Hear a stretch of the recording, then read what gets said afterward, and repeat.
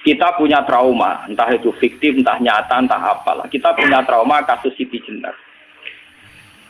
Orang yang mendalami la ilaha illallah secara intensif, ya, entah itu disebut kalimat sodo, bosuluk, boseloko, mbah koros pokoknya. Orang yang memahami la ilaha illallah secara intensif, itu pasti menuju ilmu hakikat. Dan menuju ilmu hakikat pasti ngalami hakikat yang khoyali. Ini ruang nonton ini. Hakikat yang nopo? Khoyali. Dan hakikat yang khoyali ini mulai menipu. Ya, kalau sudah begitu ruwet. Misalnya ngeten ya. Ketika kulon moco nggih diskusi ini utai perdebatan ini kali jago besi Jenar. Saat itu ada Sunan Bonang juga. Kamu sujud pakai apa kali jaga? Ya pakai jasad. Dari Siti Jenar. Daging kamu itu hanya onggokan daging. Nanti itu jadi bangkai. Dan setelah jadi bangkai itu habis. Kamu nanti ditulis Tuhan tidak termasuk yang sujud. Kebuat yang mbok sujud itu bentek. Mikir kan juga. Rugi ke sujud be bathuk be tangan. Jasad tem sampean iku entek. Ora ana sing crita kowe nak sujud mergo jasad itu mbok sampean dadi bang. Lah nek ngono sujud sing hakikat ora usah bathuk, ora usah tangan, ora usah sikil, yo rohem iku lho kon sujud be pangeran. Nak sujud be fisik ku rugi wong fisik sampean. Mikir kali. Orang bolak-balik kali Joko mantan wali preman terus jadi debat pusing. Siti Jenar tahu belajar tak tahu menang Irak. Yang jelas yang mulang gak satem orang menangi. Wah, uang ini menjadi perdebatan. Sehingga keyakinannya kayak Siti Jenar, la ilaha illallah itu ya wahdatul wujud itu innalillahi wa inna ilaihi. Selama ini kalau orang syariat misalnya, orang syariat itu kalau ada orang mati, misalnya Kak Ruhin mati, ini aku kan muni innalillahi wa inna ilaihi raji'un, saiki Ruhin wis mati. Mati itu balik ning pengen. Itu cara wong hakikat kan salah besar.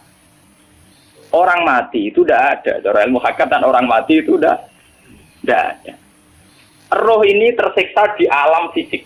Jadi ruh-ruh ini tersiksa di alam fisik. Karena ketemu ning jasate Ruhin. Tersiksa itu. Aku apa mangane kudu kerja piring Jepang terus siksa roti. Asal roti memang tersiksa. Misalnya kiai pemangane dadak kudu pidato 2 jam bareng tersiksa. Roti kenapa? Tersiksa. Mergo ora buta mangan, ora buta ngombe, tapi gara-gara melok fisik. Paham ya? Lho ini tenang dia ketawa ra ya bener. Kula boten. Sampeyan betul lho guru waras maksudnya nggih. Artinya waras secara akademik karena ada referensi, ada marojek, ya. Waras secara hakikat. Kulo nu mau merasake sampean wis ilmu hakikat. Artinya saya juga ngalami ilmu hakikat. Lan ketika sing aran hikam, wong ora tau muka safar rasa dadi ulama. Terus entah sekian detik ulama itu harus pernah muka safar. Biar merasakan ilmu napa? Ada. Tapi ilmu hakikat itu bisa dilogikakan sebelum sampean sampai secara musyahadah. Paling enggak bisa sampai secara logika. Manusia itu mulai Nabi Adam sampai sekarang itu kan punya roh. Dan roh itu tidak makhluk. Ya, roh itu tidak makhluk. Ketika roh itu diletakkan di jasad, dia itu tersiksa. Karena ketika dia ke jasad fisik, namanya mengalami keterpisahan dengan yang abadi. Dia ini yang jasad fisik, tersiksa. Karena dia harus di alam yang kasat mata, alam mulki. Tersiksa. Ketika dia tersiksa, semelok ruhin, akhirnya dia mangannya kangelan, akhirnya lesu, mangan. Padahal roh gak butuh mangan, perlu dicatat, roh gak butuh. Ini rabuto gunung kidul barang, kan rabuto rabi. Paham kan? Ini rabuto cinta, rabuto pegatan, rabuto macam-macam. Paham? Tapi karena dia nempel jasad, yang butuh mangan, butuh rabi, butuh wedoan, macam-macam. Akhirnya roh tersiksa. Suatu saat kalau roh ini dalam bahasa manusia mati, ini dalam bahasa manusia mati. Ini hakikatnya roh itu tidak mati, dia kembali ke habitatnya. Ini disebut innalillah. Kita ini dari awal ya dengan Allah. Wa inna ilaihi juga kemudian nanti kita pasti kembali ke Allah. Dan itu diyakini betul oleh orang wahdatul wujud. Jadi kalau roh mati itu ya tidak ada mati. Terus sekarang itu kembali karena sudah lama mengalami keterpisahan mergo melok fisik-fisik dan ono kerja dasinan, ono nggo proposal ruwet roh ku melok. Paham gitu. Kita di roh ku napa melok ruwet. Lah roh ya tersiksa aku ora butuh mangan, ora butuh proposal bocah ngalor. Itu tersiksa. Makanya dalam cerita-cerita Jalaluddin Rumi yang otentik di kitab-kitab begitu. Ketika beliau mau meninggal, muridnya itu nangis. Dari Jalaluddin Rumi, kamu jangan nangisi saya ini mau pesta, saya ini mau pesta perkawinan. Kamu tidak merasakan penyesalan saya. Saya ini lama menyesal karena harus hidup bersama kamu. Terus saya ini tersiksa karena ngalami alam yang rusak, yang fana. Alam yang fana. Harusnya roh saya itu di alam abadi, bukan di sini. Maka jangan tangisi kematian saya. Kematian saya adalah kembalinya roh ke habitatnya. Semenjak itu kematian dianggap malam perkawinan karena roh kembali. Walhasil muniku cara ilmu tasawuf bahasa Arab jenenge wahdatul wujud, kena Jawa Yogyakarta Solo ke Adanu jenenge manunggaling kawula. Mergo sing rawan ngono rugen to, Pak. Nek tak terangno detail. Dadi bathuk mesti iki buku sujud kan niku sampeyan ilang. Dadi seksine serawan ngawur cara teorine sinten Siti? Rugi kowe. Sedar ya gendo. Lah kali coba mantan preman jak debat terus ora ngono mbok terus tak pateni kowe. Lah debat iki ora iso. Premane kumat. Ya ta preman jak debat ilmi. Ngono ku model. Kali Joko yo ora salah, dhisik dina Umar nggih ngoten. Soal Umar sahabat top, lha jak debat atau milih patenane ya Rasulullah. Gak iso dene ilmiah. Mantar preman pasar ukat terus jadi sahabat top. Debat yang milih mate. Ada wonten cerita wong Yahudi njaluk keputusan Nabi. Bareng wis diputusno Nabi cek mamang. Ndak tenang keputusane ngono dalam sengketa duniawi.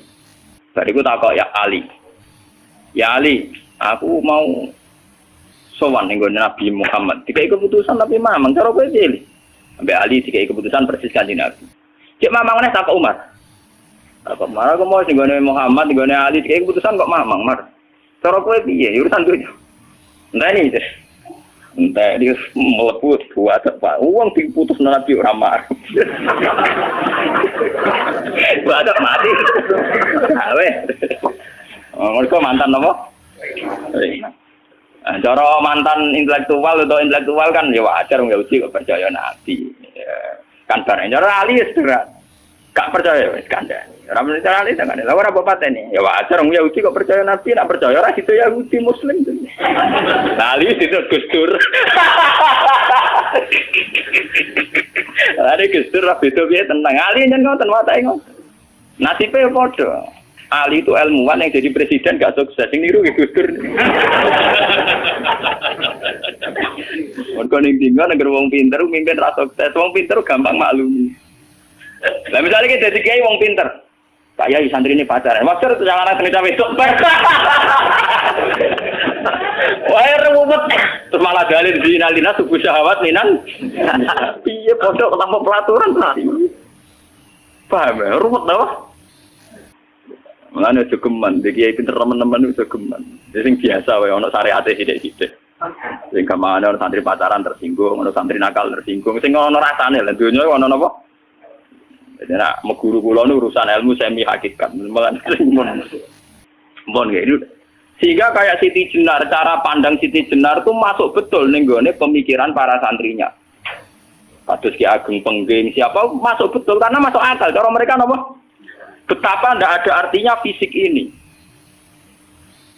Nah, kalau semua fisik ini ndak ada artinya, kemudian yang ada artinya itu roh, perjalanan apa? Perjalanan roh, sehingga diartikan inna lillah wa inna ilaihi raji'un. Inna sholati wa nusuki wa mahyaya wa mamati lillah. Lah kemudian sekarang sampean tak tanya misalnya ini latihan ilmu hakikat. Wa mahyaya lan penguripan ingsun. Kalau ingsun itu artinya fisik atau jasad, itu keliru besar karena jasad tidak pernah hidup. Yang hidup itu roh. Paham ya?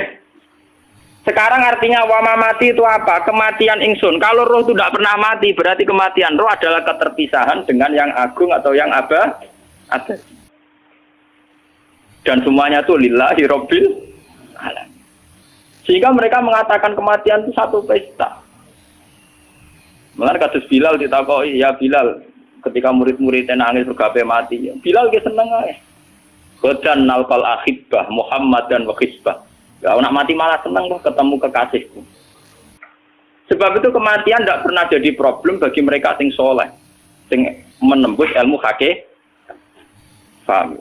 Tapi ilmu hakikat kayak ini itu yang diyakini Siti Jenar, diyakini Jalaluddin Rumi, diyakini para wali-wali wahdatul wujud. Dulu Syekh Husain Sinten Al-Halal. Itu kemudian melahirkan prahara syariat. Prahara apa?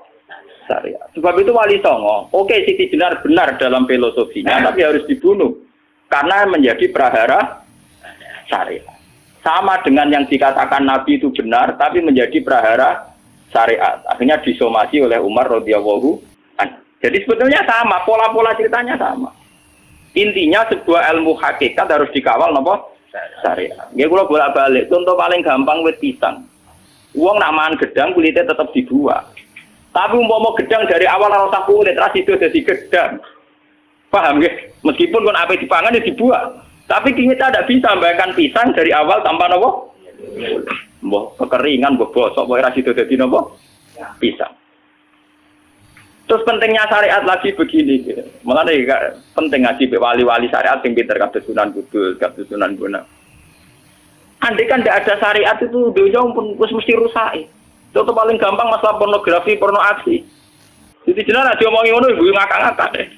Dari pangeran wis pirsa, kowe nek klambi pangeran ora tentu ora ya rasa klambenan. Wong ora ana gunane. Kalau yang paling penting ku nazarullah, kenapa kowe klambenan barang, wong kowe klambenan ora pangeran tetep pirsa. Nyatane di jenar nak mulang nggih coba klambenan nah intine napa? Dinya ada nabi Sunan Bonang. Nah, aku percaya kabeh nazarullah ora usah napa? Klambenan. Tetapi teori rasa kelambenan itu dinggo tenan. Mulane nek pas wiridan aliran sesat ciri utama. Kira kelambenan tenan. Lah ruwet to. Lho iki tenan iki cerita. Iki pentingnya ngaji nggih. Ben sampean ngerti variasi riwayat kemudian kita orang syariat harus kayak apa, kemudian kenapa menjadi aliran wahdatil wujud. Nah terus kita ini ya, kita ini kan orang syariat. Memang kelemahan orang syariat itu akeh kok sampean-sampean. Siji mesti ra kramat. Modele ora di dhuwit ya bingung. Rumet. Urip wong syariat lho apa? Dineng bojo wedi, dineng tangga wedi, pengaruhe menurun. Pancen orang syariat itu banyak kriminal tauhidnya itu memang jelas. Mulane kiai-kiai fikih nek ketemu kiai-kiai sing setengah jaga wedi mergo iso nebak atine. Ndekne meriang nang ngono. Sing kiai ra tau salat keramat padahal ngambungan wong. Sumudina salat pas waktu kok ora tau keramat.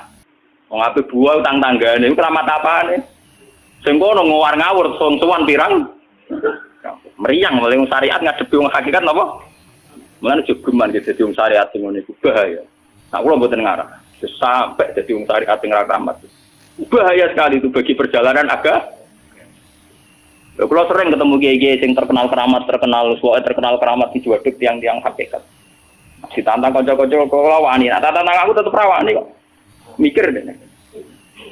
Karena orang yang sama-sama ke jalur hakikat tetap punya alamat, tetap wonten simahum biwuji min asari. Cara pandangnya mesti sama. Kalau nanti ketemu murid, ya artinya yang ikut aliran Siti Jenar. Dia ada sholat, ada apa, hidup di satu tempat gitu. Padahal dia bisa baca ihya. Dulu pernah mondok di Mekah, pernah di Irak. Itu ya meresahkan para kiai. Kemudian sebagian mereka minta saya suruh ketemu. Ya walhasil kalau ketemu pertama gitu. Jenengan Gus Ba. Tapi zaman roh jenengku tetep rata arani muka sapa. Nggih biasa mawon. Kula ora usah kenal jenengan nggih kenal. Dadi kula nggih biasa mawon. Lah niku pernah ngajar-ajaran. Saya Gus ning donya tak enteni mau turu ngenteni mati ngene Gus kok repot. Jawaban kula terus enak. Sampai dari wong hakikat wong ngenteni mati bareng. Ya mati wis saiki iku. Terus ngenteni saiki padha-padha wis napa? Wis mati. Ya saiki wis padha-padha wis urip. Wis padha kabeh. Nah cara ilmu hakikat kan terus sama semua. Napa? Sama semua. Tadi makanya itu tadi.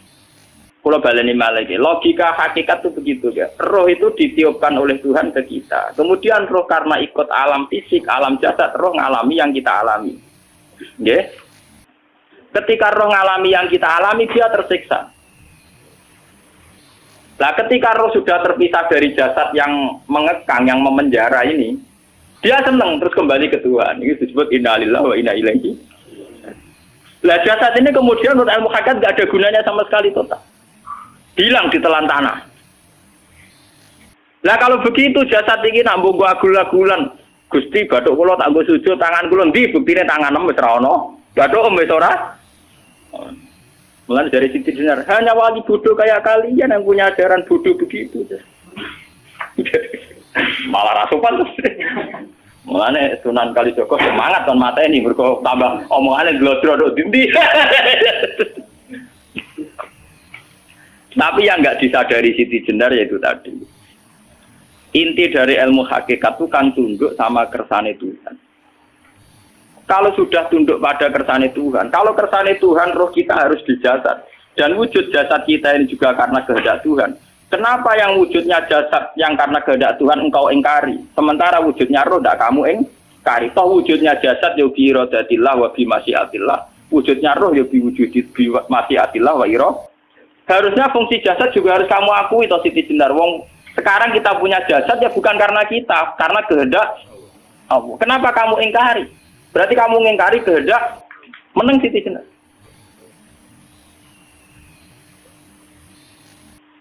Makanya hakikat yang pertama saya itu pasti khayal. Lah Siti Jenar itu hakikatnya baru yang sampai khayal itu. Sehingga dia tersesat. Sebetulnya kalau sudah hakikat beneran itu tidak perlu khayal begitu. Artinya tidak perlu khayal jasad kita yang senajan ora ana gunane ini. Tetap ya wae wujudnya karena kehendak Allah. Juga kita harus terima. Apapun kekurangannya, apapun kenaifannya, ironisnya harus kita terima. Ini sebagai bentuk penerimaan kita pada masyiatil. Begitu juga keadaan roh kita sebagai penerimaan atas masyiatil. Meskipun ada teori-teori roh yang lebih valid. Lebih valid misalnya begini. Kanjeng Nabi itu suatu saat ininya terputus karena perang Uhud. Itu Kanjeng Nabi dia dolanan drijine ini. Napa cara niki napa jari jemari ini Nabi putus. Iki dolanan. Jadi Nabi sendiri kadang sering ngajarkan ilmu hakikat. Hal lagi illa usbun udmiyat wa fi sabilillahi ma laqitu. Kowe ora trimo fisik, bentuk fisik jari jemari sing ditetir berdarah. Tapi nak kue-kue fisabilillah ayo wis balik ning habitatem. Jika kenapa para sahabat itu ketika dicincang, ketika putus tangannya, putus kakinya, sahabat yang usul ke ilmu hakikat itu malah senang. Karena jasad kita ini kan ila sabilillah menuju jalan Tuhan. Sekali dia sudah terluka fisabilillah itu sudah menemukan formatnya. Cara teori Cina bisa menemukan formasinya. Paham gitu? Orang kok malah ngeluh itu berarti goblok kok ngeluh, paham no? Paham kenapa? Jadi, makanya Nabi ngertikan ya itu sudah ketemu formatnya. Ketika rohnya para syuhada nanti kembali ke Tuhan ya ketemu formatnya lagi. Itu disebut wala taqulu lima yuqtalu fi sabilillahi amma. Dia tidak mati sesuai formasi awal, yaitu roh kembali ke Tuhan dan jasad ikut mengawal. Lah itu Nabi kadang ya pakai ilmu hakikat begitu. Mulane kula bolak-balik matur, kula niku nggih mulai umur 20 tahun napa pinten. Kula ngateni nggih gadah penyakit dan ekstrim penyakit saya. Sampai saat ini kalau nak ngobatno ndak lebih 50%, karena saya tetap berpikir. Misalnya cara syariat kan berobat, tapi cara hakikat apa betul keberadaan saya di alam ini penting. Sehingga aku kepengen urip tak bela-belani ngantek andak atusan juta. Jangan-jangan penting mati ikuti bang uripku. Lah nak ngono lha apa tak bela-belani? Antek atusan juta. Jadi misalnya kita berobat ya mau ya dari Nabi kan berobat ya berobat. Pokoknya kita Islam masih mau geruda-gerudu kadang orang paham. Sekali kamu mengamati dengan sisi hakikat. Coba sekarang sampean pikir, coba sekarang nggak pakai logika hakikat, pakai logika syariat saja. Saya ini misalnya asetnya 10 juta, misalnya, ya, saya punya aset 10 juta. Tapi misalnya aku rugi nawan atau dipengaruhi di masa depan sama nih, kalau pulau kan soalnya cara teori di masa. Misalnya pulau rugi, artinya kere di duit 10 juta aset. Tujuan saya sembuh kan supaya aku iso sembuh sehat, engkau iso kerja untuk anak. Tapi karena saya sakit nanti operasi tidak 10 juta. Operasi tidak 10 juta. Wong aku repera mesti iso marisi anak. Apa mana nak 10 juta tak ada gue berobat malah jelas ra iso marisi. Lah nak ngono penting matiku ya dibanding 10 juta. Karwan iso diwaris langsung. Sementara anak aku mari dibiayai 10 juta, rong mesti mari 10 juta mesti entek.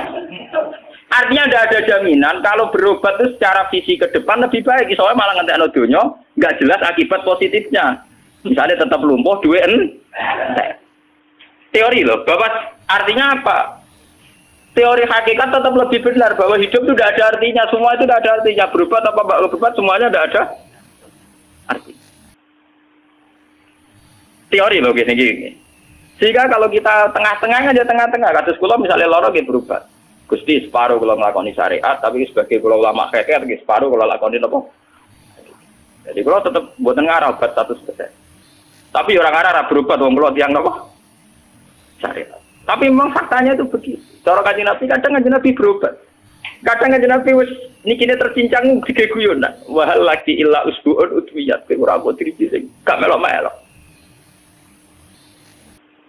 Nah, bukti bahwa jasad itu begitu tidak penting. Kayak Said Hamzah. Menurut Said Hamzah nganggep wahyu bentone ra karuan.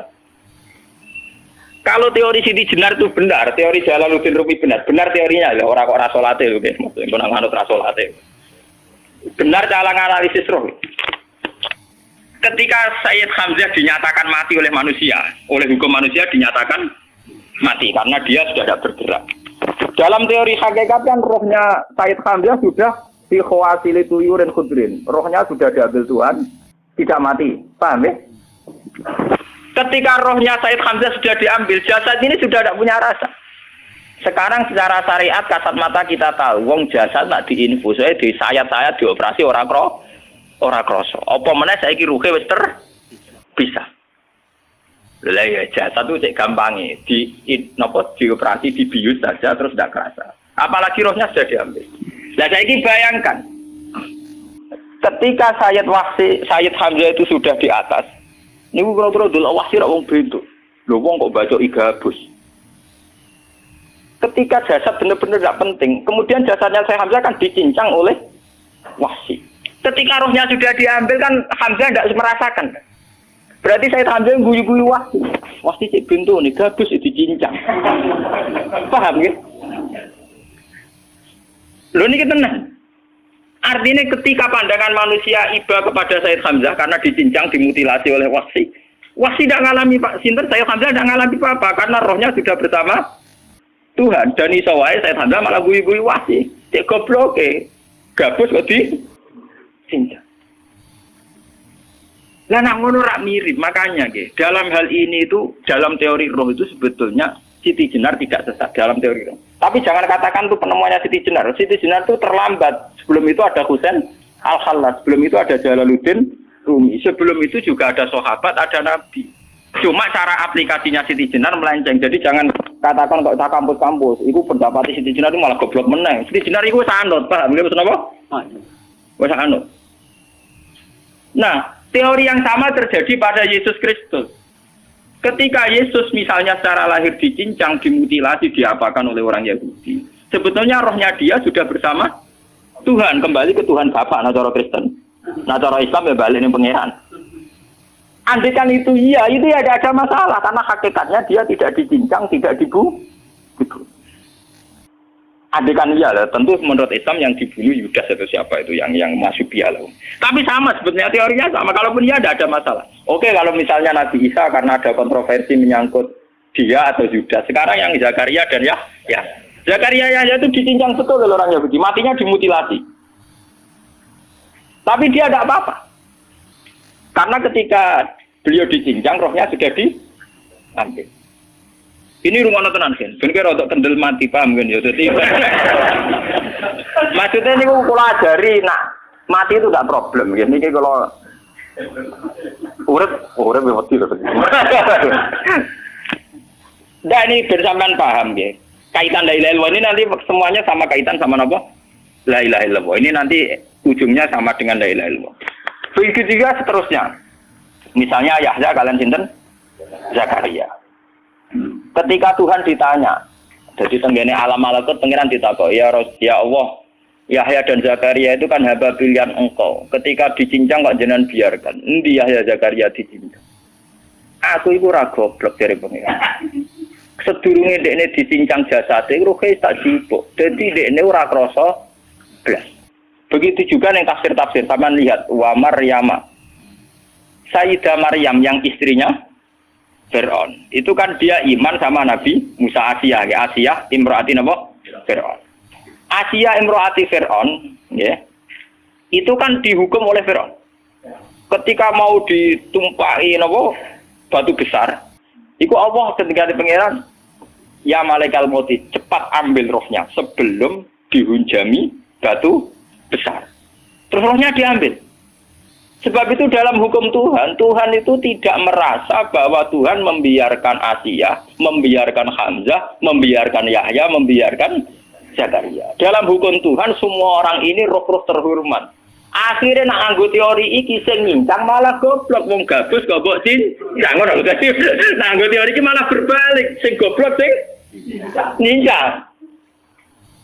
Paham? Yo ora kok sesuai sampean kiaskan saja. Wong dibius wae disayat-sayat gak krasa. Kaya apa nak ruhe bener-bener wis tercabut terpisah. Rasane ning ndi? Itu disebut wala taqulu lima yuqtalu fi sabilillah napa? Lah kemudian roh ini kemana? Nah, roh itu sudah menyatu dengan kalimat tauhid. Mesti roh itu bersaksi la ilaha illallah. Itu sing disebut ning alam roh ketika Allah tanya alastu bi rabbikum mesti qalu bala. Mesti mereka jawabnya napa? Bala. Karena alam roh tentu lebih mudah bersaksi akan keberhadiran dan keeksistensi Tuhan Allah Subhanahu wa taala. Paham ya, ini sama penting. Nah, ketika kalimat tauhid sudah menyatu kayak begini, itu mesti kalimat tauhid sing mesti langsung untuk swarga. Itu dimaksud Nabi mustaiqinan biha qalbu mukhlishon biha qalbu. Ati itu qalbu kan nggak bisa kamu artikan jantung atau liver kayak teori modern sekarang. Misalnya qalbun itu apa? Jadi kiai qalbun itu jantung. Nah, ngono beda mek liver. Lah nek liver apa kabidun niku akal-akalan aja padha ora paham. Bahasa kolbun, fikrun, aklun itu sesuatu yang misteri. Roh ini kemudian dengan kalimat tauhid sudah menyatu disebut mukhlishon biha kolbu. Ada tingkat kemurnian hubungan roh dengan kalimat tauhid. Lah kalau begitu pasti dakhalal jannah. Karena tidak mungkin kalimat tauhid kok di neraka. Lah ini mau masalah-masalah hakikat. Wong sing gak tahu petualangan hakikat, momennya sing sering bingung bakas duit, bayar kredit, utang jatuh tempo, ora usah melok mikir, utek kamu sentak gue mikir dulu.